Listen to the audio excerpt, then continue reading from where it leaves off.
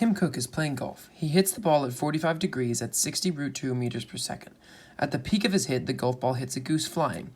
The goose falls straight down and hits a spectator. How fast was the goose going when it hit the spectator? Assume the spectator was at 0. First off, to find the time, we use this triangle over here. We know the initial velocity was 60 root 2 and the angle was 45 degrees, so both of these sides must be 60.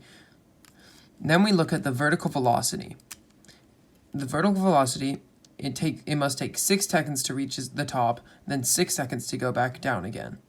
However, we're just trying to find the top of the path, so we're going to use 6 seconds in our time.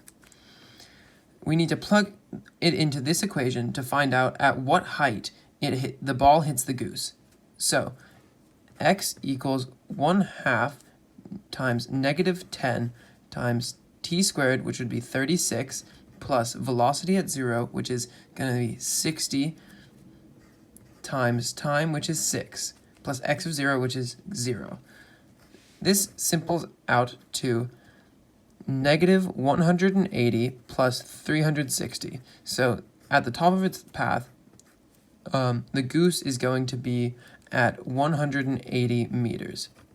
Then we want to find out how fast the goose is going to be going at this point. So we plug it into this equation. Velocity equals acceleration times time plus v of 0. So we're trying to find velocity. It equals acceleration, which is negative 10 times time. To find time, we just divide this number by 10.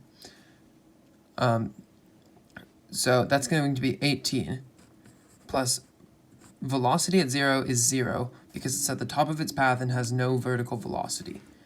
So v equals negative 10 times 18 plus 0.